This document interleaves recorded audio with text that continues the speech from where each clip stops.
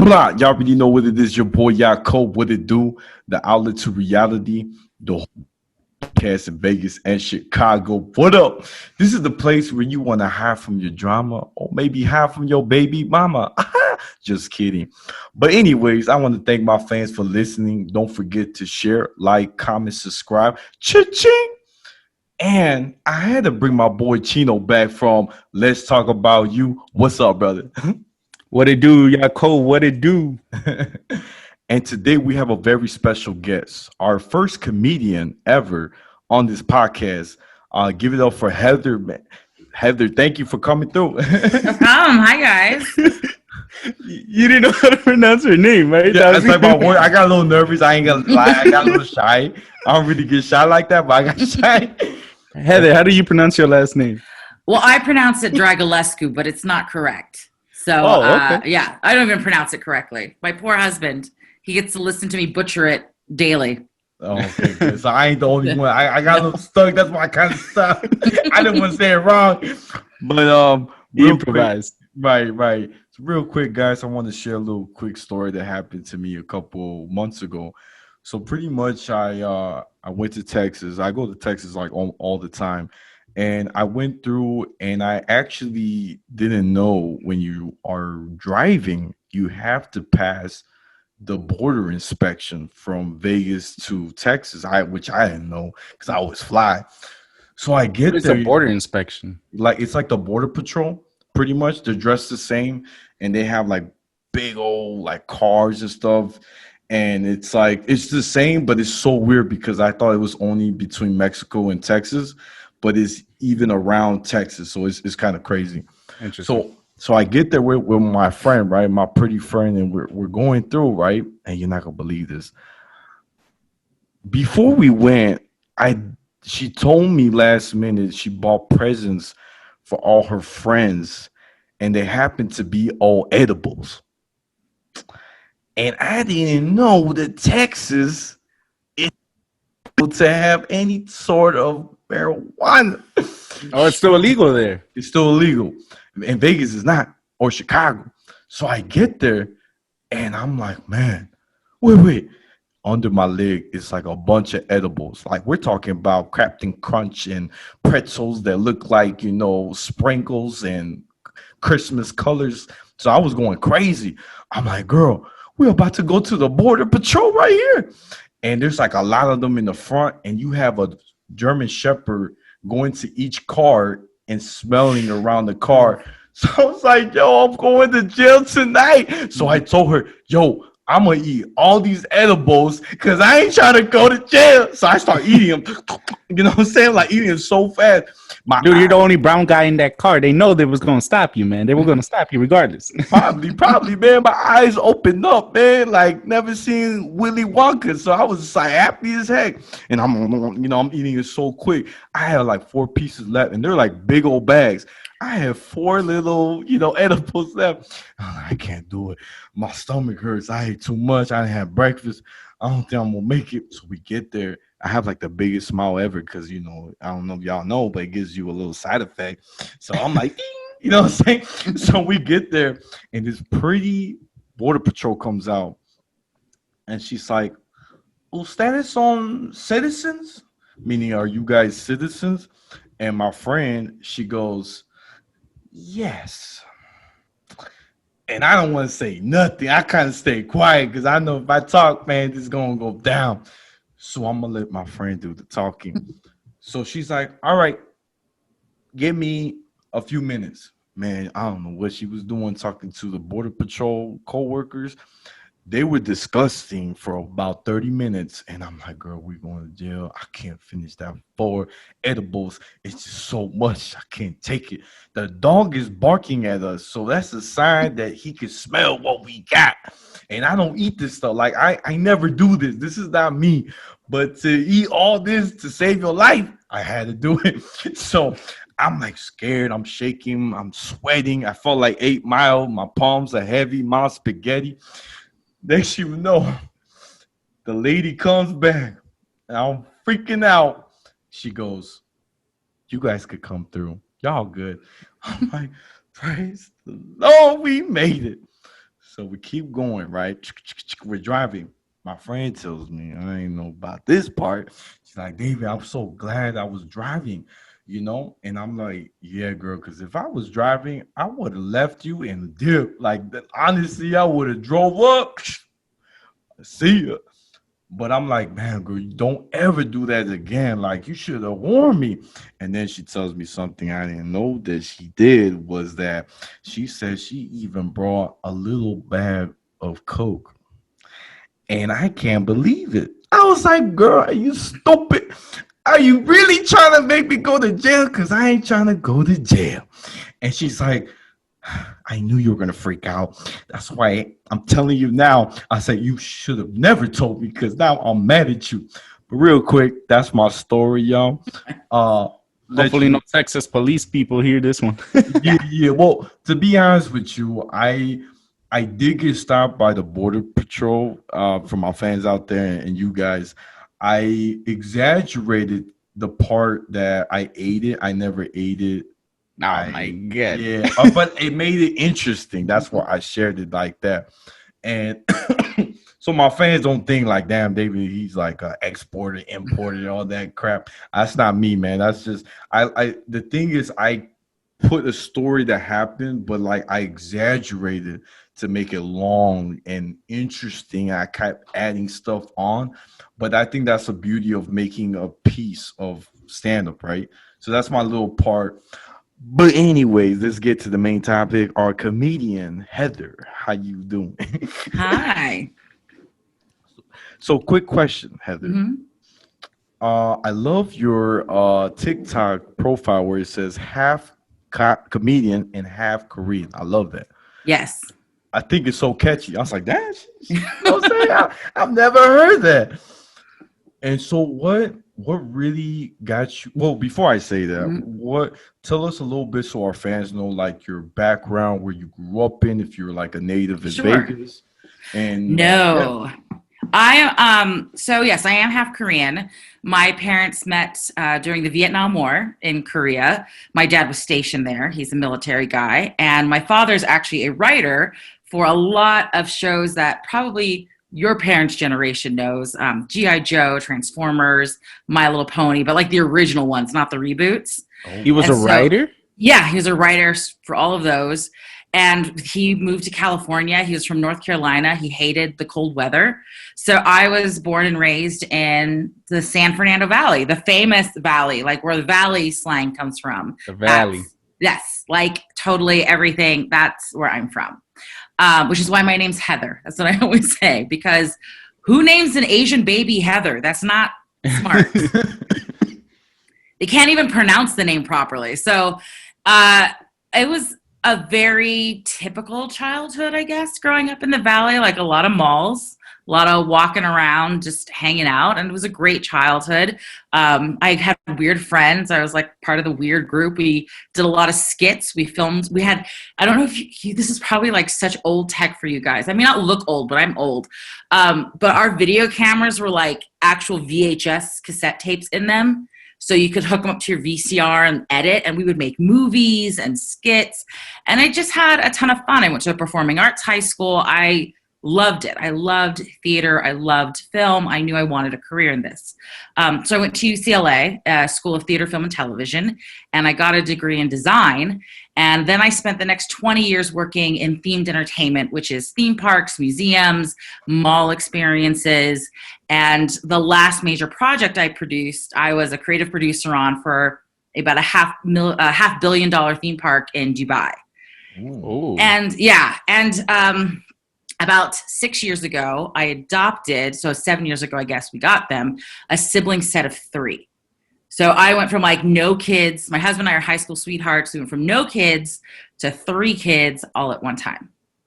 And yeah, it was crazy. And the stress of that, my husband was also working for a different themed entertainment company. So he was going to Dubai all the time.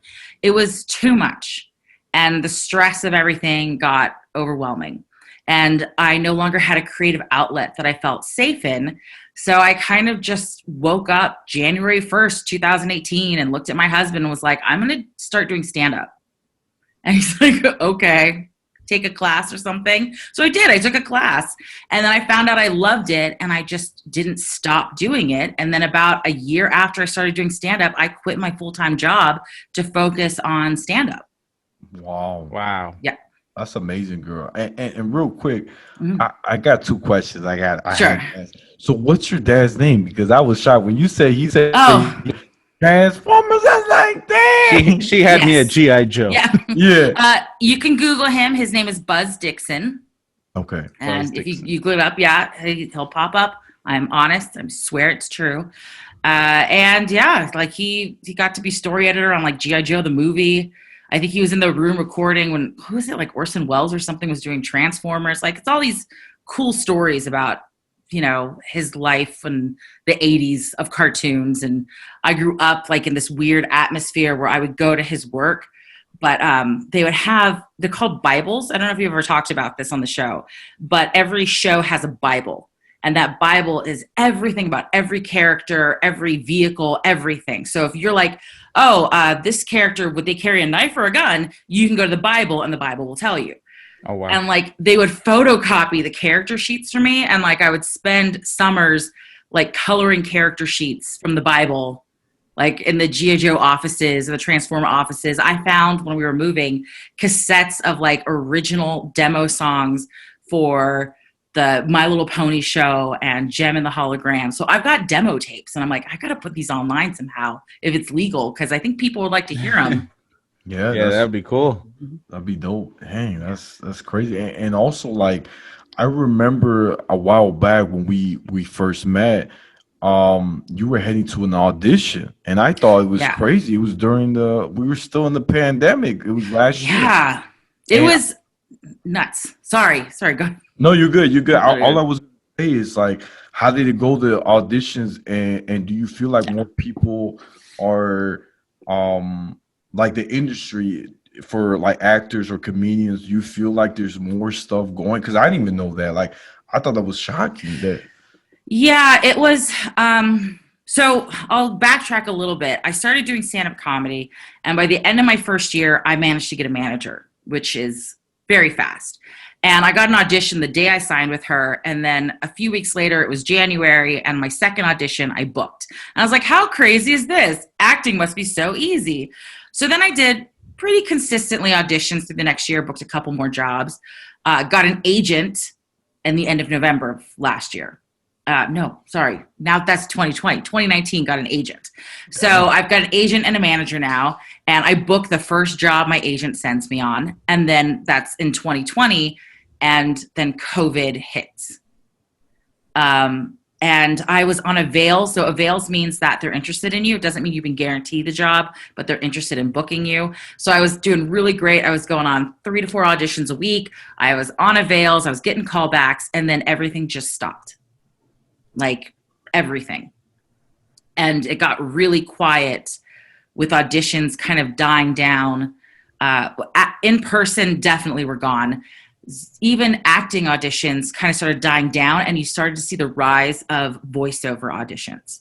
So a lot more voiceover started because it's a lot easier to, especially if somebody's got the equipment at home, to record a voiceover audition and cast it from home versus having to actually film with the crew and everything. So voiceovers have had a big surge during this whole COVID-19 experience. And then about August, because pilot season was shot this year, a lot of auditions started hitting again. So I was getting maybe 1 a week, you know, where I was averaging 3 or 4. Like I would get 1, and then maybe once a month I would have 2 in an audition. And then suddenly in December, well, in November when we met, they were starting to do in-persons again. So they had not been doing in-persons. And they were weird. They were like outside in a tent. You're 6 feet away. You're trying to act, and it's nearly impossible. You have to bring your own props and like towels in to cover anything that you might touch so you don't pass anything around. They did temperature tests before you came in. But they started to have in-person again, and then there was that massive shutdown once again in California, where they really pulled back one more time. So it really has gone primarily online at this point, online auditions and doing Zoom auditions, self-tapes. And I hate it, but that's kind of where the industry is right now. Wow. Mm-hmm. And Chino, what about you, man? You got anything for our superstar right here? So what's up, Heather? Hi. Chino, as I said before, nice to meet you. Nice to meet you too. It's interesting. Your introduction, you said a lot. You had a lot that I want to kind of ask about. I don't know what's okay and what's not. So let's get into it. You randomly just brought up that you adopted 3 kids. So how did that happen? I was 10 years old when I saw this 2020. I don't even know if you guys know that reference, but 2020 show about orphan children in Romania. And I was like, there are orphans in this world.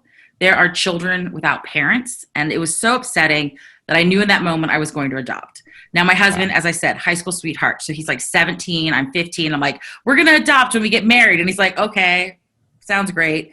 And then I made him stick to that. And we had a great life, like 13 years we were married, had fun, literally did trips where we booked trips to Hawaii, like, and left that evening to go to Hawaii for the weekend, like had tons of fun as a married couple. But then it was time. We were ready to become parents. And I was like, remember about the adoption? And we wanted 2 kids, ages 3 to 5. And we got 3 kids, ages 6 to 9. So not what we intended, but it was not great the first few years. Like I'm going to go real and go honest. Our kids had a lot of trauma, a lot more than they knew about, the social workers, and they didn't reveal until about 6 months into our home. So the first 3 years of foster adopting these kids were a nightmare. They were a living hell. Like the saddest I've ever been, the most depressed, the most like, I just want to end it all for 3 years. And then suddenly the clouds parted one day, and I can't tell you when or where it happened or if there was an event, but things just stopped feeling bad. And things started to feel normal, and life started to feel normal.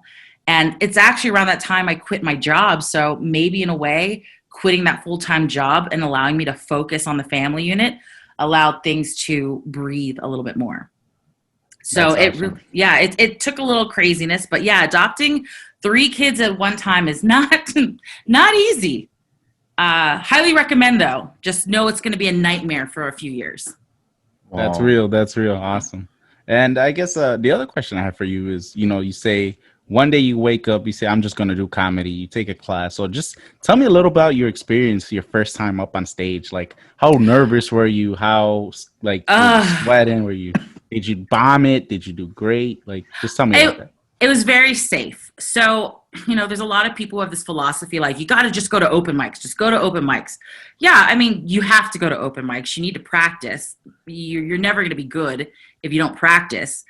But why not take a class where somebody can quickly tell you if you suck, or if your writing is bad and steer you on the proper course. So I took this class at a place called Flappers in Burbank. And the first show is a very safe, very welcoming show. It's a student showcase. So I didn't bomb, but I did get nervous, and I still get nervous to this day. Even though I have a tight 10 that I know I can perform, it's good, top to bottom, I can get it out. I will still cramp up in my hands. I will still get stomach pains. I can't eat an hour before a show. I'll still get tongue-tied. I'll get the chills. It comes. And I met a comedian named Larry Miller. You've seen him everywhere. If you look it up, you'll be like, oh my God, he was in this film. He's in this film. He's on the Adam Carolla show all the time. And he was giving me advice one night. We were on the same show together. I couldn't believe it. And I said, give me advice. He's like, I'll give you 2 pieces of advice. 1, don't listen to anybody's advice. Their advice is stupid. Don't listen to it. He's like, 2, but if you're going to listen to a piece of advice, listen to this one. Don't be afraid. Be angry that you're afraid. And if you're feeling afraid of going on stage, get angry at yourself and turn that into energy to push back out. He's like, but never let yourself go up on stage afraid. Go up that you're angry that you're afraid, and you'll do fine. Wow. I like that. Damn. I like that too. I must remember that one. Yeah. Almost died. But then that's crazy. That's crazy. I was gonna tell you from experience, right? From doing stand-up, I noticed that if you go to like Laugh Factory, right? I don't know if you went to the open mic here in Vegas, but in like Chicago, for example, like everybody there are trying to be like a big comedian. So my audience were all people that are just like me that are trying to get there, right? Mm-hmm. So when I was sharing my best, stand-ups, like I had my friends come and support me. They were the only people laughing. Mm-hmm. And nobody laughed. And I knew it was funny, like my piece that I put together, because I was just practicing and getting it better and better. And I'm like, man, I feel prepared. So when I did it, I was like, man, they're not laughing. And you probably saw the same thing. Like there's some open mics that if they're the same kind of people that are trying to be stand-up, like comedians, they're just trying to be like, nah, we can't laugh because we gotta be better. So I don't know if you got to say, but that's what I got. Yeah, it's like 90% of mics out there. 90% of mics are people sitting in the audience just thinking about the things that they're going to say when they get up. And then after they've gotten up, processing everything they said. It's not so much even that they don't want to laugh so that they seem better. It's that they're just like freaking out about all the things they're going to say and then all the mistakes they made. My advice that I have, don't take any advice, but if you're going to take this advice, was something that somebody said to me was, you go to an open mic for you. What are you trying to accomplish? So when I go to an open mic, it's usually I'm trying to work out new pacing. I'm trying to see how I like the flow of one bit to another. I'm trying to determine if my new tags feel comfortable in the position they're in. I don't go to an open mic anymore to make anyone laugh. I go for me to practice my rhythm, to practice my pacing, and to practice my timing. Like, hey, if I'm doing this at the way that I want to do it, am I coming in at 5 minutes? Am I coming in too short? Am I going too long? It's there to help me craft what I need. I'm not there to make people laugh because people don't laugh most of the time. They rarely do. I'm there to work. And I started now here in Vegas. I have a few friends from LA who also moved to Vegas, and we have a workout group. And so my key is like find a group of people who are comedians who are working, who are like trying to get to that next level. And it doesn't have to be a big group, but you sit there and you each like do 10 minutes each week or just come up with your premises or some ideas and you work through it together. So if somebody's like, oh, I don't get that joke. I don't understand what you're trying to say. Or, hey, what about this tag? What about that? Or, hey, this is a cool callback you can do later. You need to be in groups that work. And that's, okay, I'm going to dog on Vegas a little bit. I'm very sorry. There's not a lot of open mics in Vegas. That's a fact. Like we can all agree. You go to LA and you've got 50 to 70 mics in one night that you can go to. There's not a lot of open mics in Vegas. The other thing in LA that's really great is there are working mics. Like there's this company called The Fourth Wall that has, I think, 3 locations, and you book $5 for 5 minutes and you book your time and you go in to work, and everybody in that room is there to work. And it's a different open mic experience. It's really different when you're amongst people who are like, we're all serious. We're trying to make this the best. I'm not here just to tell dick jokes. And, oh my God, can I just, men, please.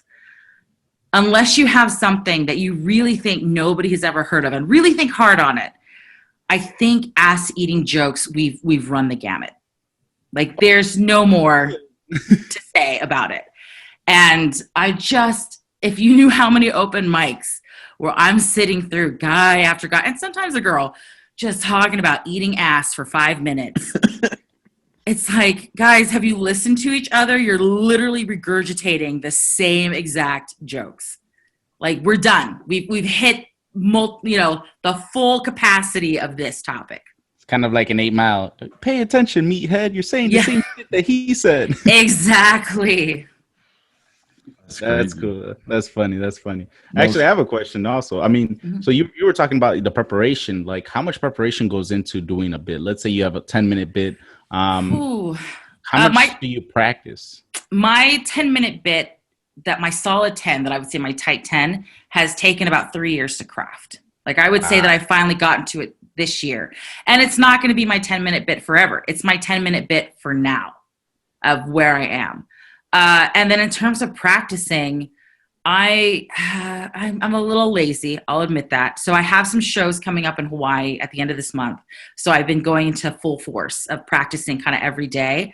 And it's literally, you take your phone, you put voice memo on, and I'm just trying to go at the pace that I know I'm supposed to talk. You don't talk straight way all the way through in your stand-up comedy because nobody's going to know where to laugh. You set up your punchline, you pause, then you do your setup, pause, and then your punchline. So everybody knows I'm supposed to laugh right here. And you're going to find that you have a natural rhythm to how you want to tell a joke. So once you know your natural rhythm, I record myself, I practice, I make sure I'm coming in at about 8.5 minutes for my 10, because you really do have to account for laughing. We kind of underestimate ourselves when we go into laughter, and a lot of people suddenly freak out and they'll do two things on stage. They'll either really talk really fast, get that joke out, gotta get that joke out, gotta get that joke out, and then they end up being 2 minutes too short, or they get so caught up in trying to be slow that they end up being 2 minutes over. So I aim for about 8.5 minutes on my test runs, and I know that'll hit me at 10. That's cool. That's smart. I like that. Can you share us a little bit of your little sneak peek? Oh my gosh. We can't go to Hawaii. I'm gonna be honest. I ain't got that kind of money yet. You know what I'm saying? I'm still trying to wait for that stimulus part 2, part 3. Well, first of all, I will, but naughty on you. You're never supposed to ask a comedian to tell a joke, because that's like the worst. No, like, come on, tell us a joke. No, I know you're funny. I'm just saying, no. How about we save it for the end, for the last 2 minutes? Okay, all right. Okay. That's better. I like that. Like so, that. Heather, and you obviously don't know this, but I'm a huge comedy buff. Like, I love stand-up. Love stand-up, and a place for that I'm enjoying right now is Netflix, because Netflix just became like the number one place to watch stand-ups now. Yeah. And it's awesome. It gives a lot of comedians a platform to do that on a big stage. So I have a very important question I've wanted to ask someone who does comedy like for a living. And it's, what is your opinion on the state of comedy today in terms of sensitivity? I feel like we're in a place in the world right now when a lot of people are, I don't know if sensitive is the right word, but they're sensitive about a lot of topics. I think that's, it's so funny because comedy is supposed to be, like punk.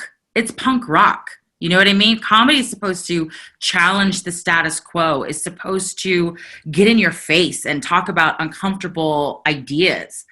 So I never want comedy to be stifled in that sense. I want people to talk about it. But I think that we are at a point where we need to say, okay, but we need to add a new conversation to the dialogue. I don't know if you watched Nanette. That it's an uneven special. I did enjoy it, but she talks about some very uncomfortable ideas in it, and she goes to a very uncomfortable place to talk about. And I think that's where comedy is going. Who's it? He's on HBO. He did a whole special about his depression and how he had to get put into an asylum basically so he wouldn't kill himself. And you're like, gee, that doesn't seem very funny. That seems really hard, but that's what comedy's supposed to be. It's supposed to be a reflection of truth and life and honesty. And comedy is the funniest when it comes from a real, raw place. So are racial issues real and raw? Absolutely. Let's make them funny. Yeah. Let's talk about that. Let's have that discussion. And like Dave Chappelle, it's a little sad that he's the only one who can kind of really get away with it. Can you imagine Jerry Seinfeld trying to do racial comedy? Like, what's the deal with BLM? Like he would be over in a minute.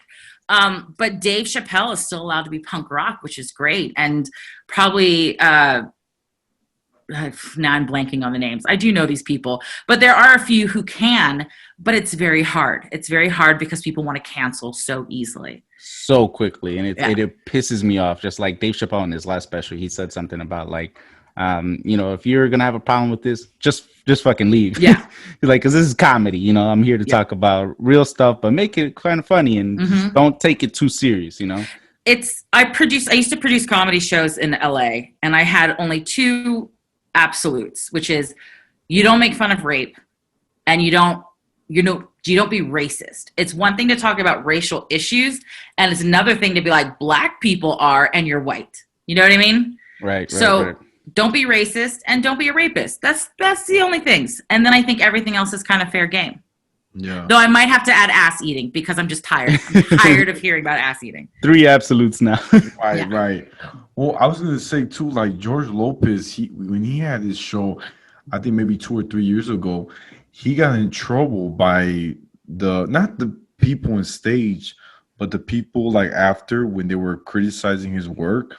Yeah. They're like he was being racial, like he was making fun of why you shouldn't date a black woman. Pretty much, that's what he was Mm-hmm. saying. And DL Hughley defended him, and other comedians. They're like, look, George Lopez is a legend. He has been in the game long.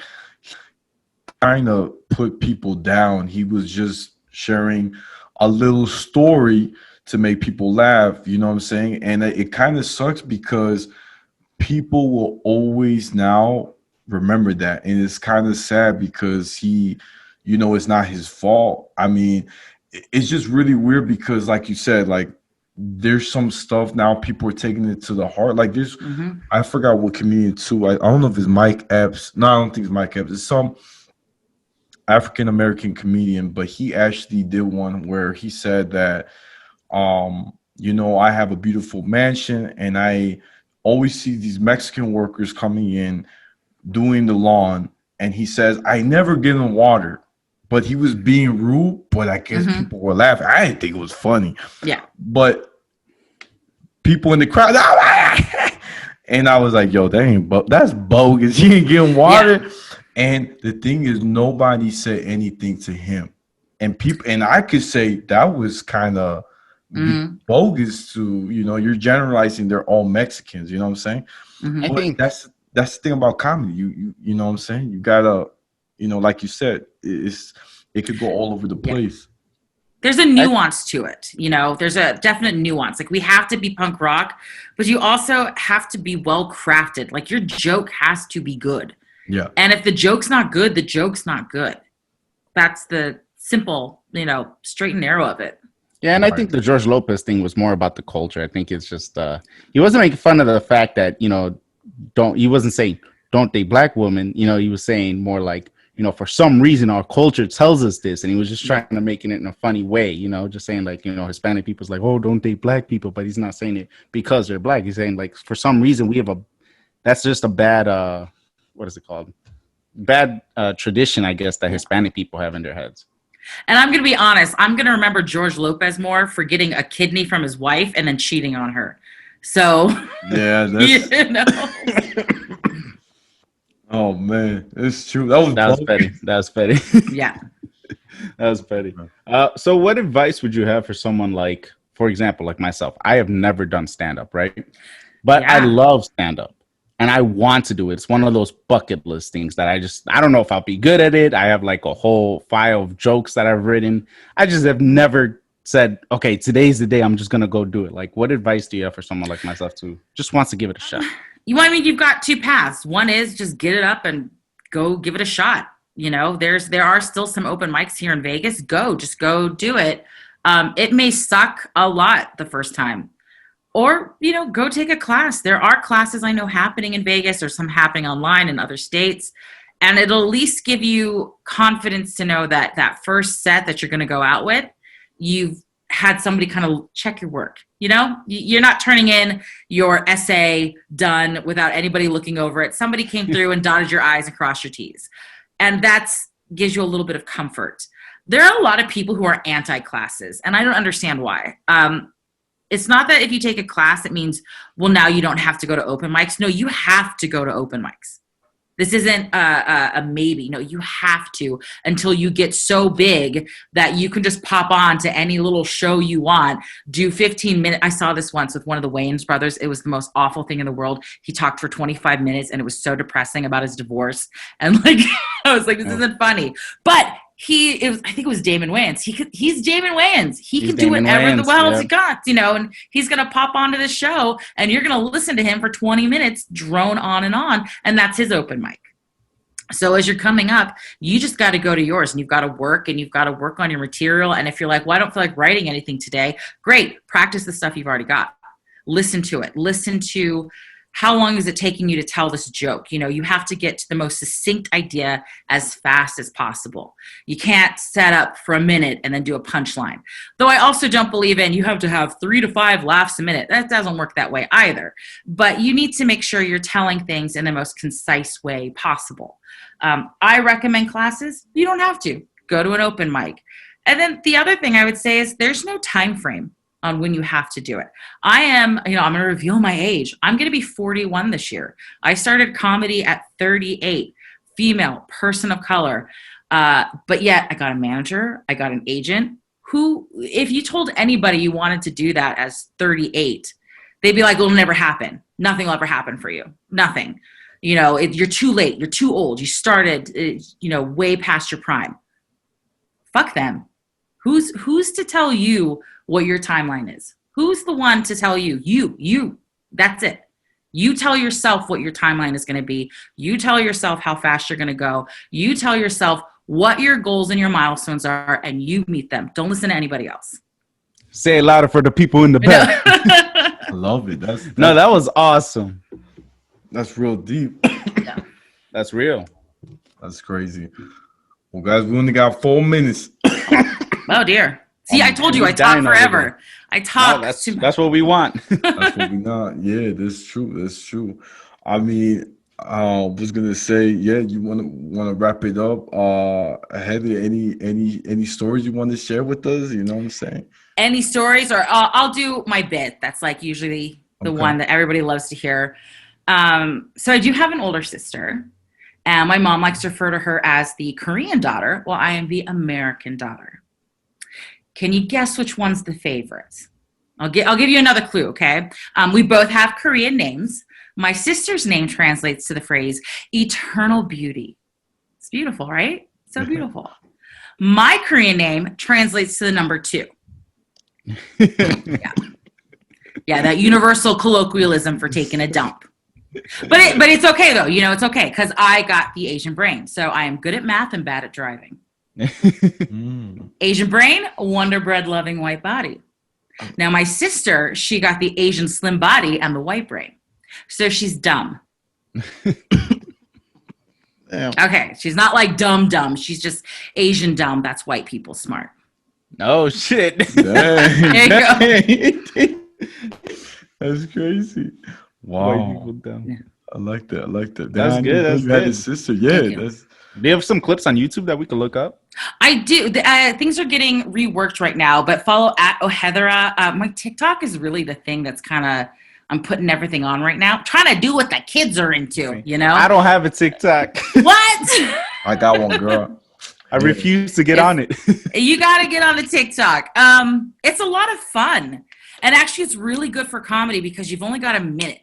So you've got to get ideas out sometimes in under a minute. And that's really good practice, I'm finding, for writing new stuff. I've actually written 2 new bits off of stuff I did on TikTok. And you never know what's going to hit.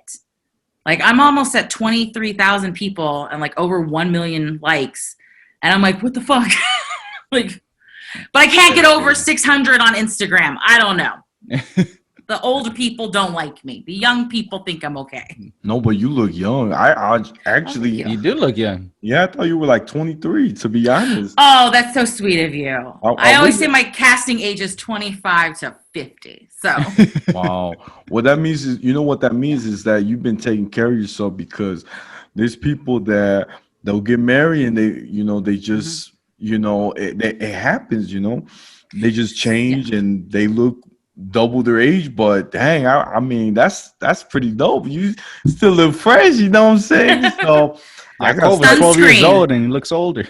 I know, right? It's crazy. I don't know how the beard came out, you know what I'm saying? But real quick, guys, I'm gonna wrap it up. Thank you guys for coming to the Outlet to Reality, the holdest podcast in Vegas and Chicago every Tuesday. Don't forget to share, like, comment, subscribe. Cha-ching!